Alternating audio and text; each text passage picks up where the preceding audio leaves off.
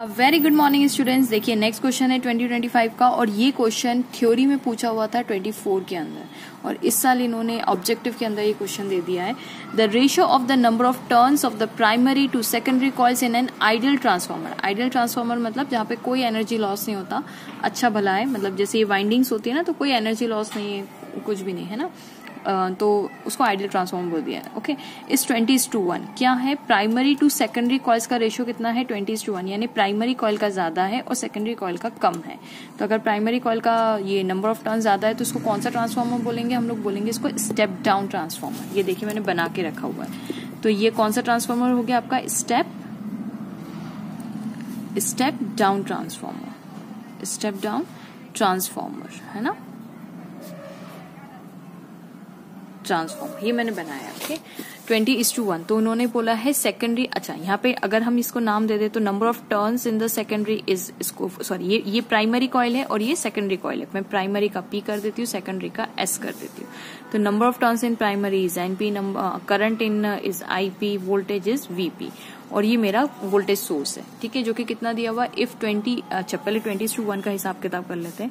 यहाँ पे जो सेकेंडरी के लिए NS, IS और VS नाम दे देते हैं। ठीक है, तो वो बोल रहे हैं number of ratios, number of turns primary to secondary. तो primary to secondary is nothing but 20:1। Okay fine. अब वो आगे बोल रहे if 240 voltage AC is applied from a source to the primary coil of transformer. ये primary coil है, इसको कितना करा गया 240 वोल्ट है। If 240 volt AC source is applied from a source to the primary coil of the transformer, मतलब यहाँ पे जो कितना वोल्ट सप्लाई किया जा रहा है to the primary is 240 source supply किया जा रहा है फ्रॉम द सोर्स। ओके, कोई सोर्स है यहाँ पे जो इसको 240 वोल्ट इस कॉइल को प्रोवाइड कर रहा है। Okay, and a 6 ohm resistor is connected across a output terminal. अब आउटपुट का होता है, अगर ये प्राइमरी है तो सेकेंडरी के अक्रॉस हम यहाँ पे आउटपुट लेंगे जिसको हम लोड रेजिस्टेंस भी बोल देते हैं ना। यहाँ पे इसको मैं R नाम दे देती हूँ। तो ये जो है उन्होंने बोला है is connected across the output terminal. Output मतलब ये सेकेंडरी में हमारा आउटपुट होगा। ठीक है, तो ये उन्होंने देके रखा है कितना 6 ओम देके रखा हुआ है। तो R की वैल्यू हमारे पास कितनी आ गई 6 ओम आ गई। Okay, is connected across the output and then current drawn by the transformer from the source will be, current drawn from the transformer from the source मतलब ये, तो इससे जो करंट जाएगा इस सर्किट में तो कितना जाएगा, लेट्स से वो कितना है IP। तो हमें निकालना लास्ट में IP की वैल्यू है, क्योंकि जो सोर्स से करंट जाएगा वो प्राइमरी में जाएगा, प्राइमरी में जो करंट है वो कितना है IP। तो हमें यहाँ पे क्या निकालना है स्टूडेंट्स, IP निकालना है। ठीक है, तो चलिए ये मैंने फॉर्मूला आपके लिए लिख के रखा हुआ है ना, ये रिलेशनशिप होता है। इसका मैंने थ्योरी, अगर आप देखेंगे मेरी प्लेलिस्ट में तो मैंने थ्योरी में डाला था कि थ्योरी में 24 में ये थ्योरी में पूछा हुआ था। ठीक है, तो चलिए यहीं से स्टार्ट कर लेते हैं। हमें VP अपॉन VS हम निकाल लेते हैं which is equals to NP upon NS। ठीक है, NP अपॉन NS। अब मेरा एम क्या है, मुझे यहाँ पे करंट निकालना है। ठीक है, करंट मेरे पास प्राइमरी के लिए निकालना है और मेरे पास वोल्टेज है क्या, हाँ मेरे पास किसका वोल्टेज है, वोल्टेज ऑफ सेकेंडरी है क्या, बिल्कुल है। कितना, सॉरी वोल्टेज ऑफ प्राइमरी कितना है, दैट इज 240 वोल्ट। अब आप कहेंगे मैम यहाँ पे वोल्टेज दिया हुआ, करंट निकाल। देखिए करंट निकालने के लिए मुझे इस सर्किट का कोई रेजिस्टेंस पता नहीं है। ठीक है, लेकिन यहाँ पे रेजिस्टेंस दिया हुआ है तो मैं सोच रही हूँ कि यहाँ का करंट निकाल लूँ पहले, यहाँ का वोल्टेज निकल जाएगा, यहाँ का करंट निकल जाएगा। तो जो रेशो है करंट इन दोनों का वो यानी दिस इक्वल्स टू दिस के बराबर है। तो अगर मैं किसी तरीके से सेकेंडरी का करंट पता कर लेती हूँ तो मैं फिर इस इक्वेशन में यहाँ पे इन दोनों की वैल्यू पुट करके मैं करंट ऑफ द प्राइमरी भी पता कर लूंगी। ठीक है, तो दिस इज माई एम। तो VP इज इक्वल्स टू 240 हो गया। अब हमें पता है फॉर्मूला क्या हो जाएगा, VP 240 डिवाइडेड बाई VS, इस फॉर्मूले में रख रही हूँ NP upon NS that is 20:1 which implies, इस VS को मैं इधर कर देती हूँ तो 240 divided by 20 which is equals to VS। ठीक है, ये कटा, ये देखिए ये मैंने काट लिया, 0 से 0 कटा, 2 1 जा 2, 2 2 जा 4। तो कितना आ गया हमारे पास, voltage is 12 volt which is equals to secondary. ठीक है,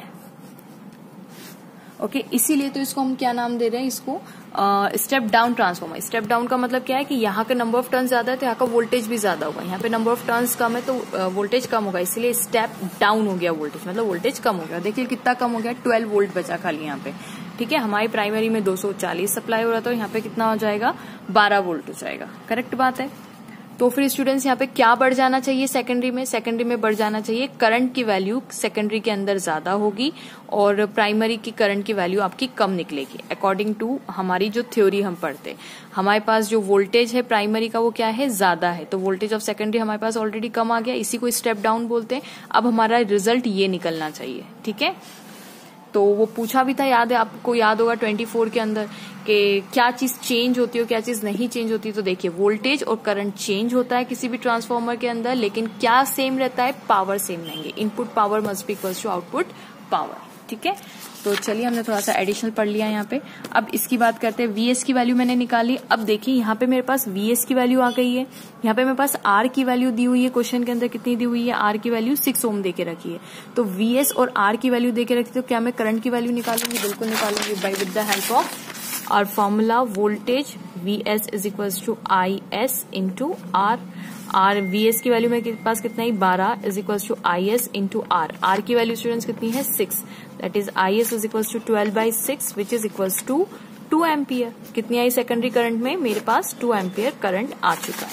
अब मैं इस फॉर्मूले में रख के मुझे निकालना है प्राइमरी, तो इस फॉर्मूले में रख दूं मैं एनपी अपॉन एनएस।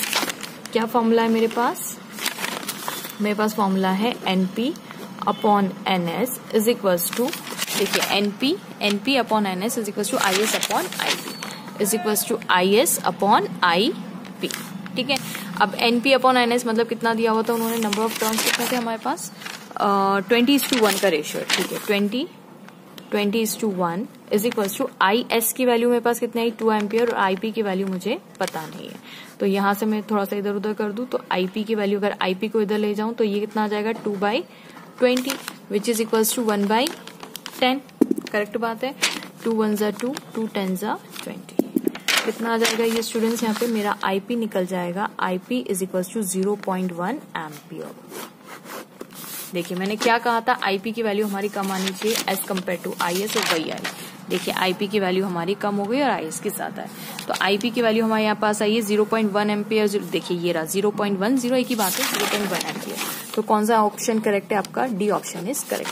सो होप स्टूडेंट्स आपको वीडियो और सॉल्यूशन पसंद आया होगा। Please don't forget to like, subscribe and share my channel.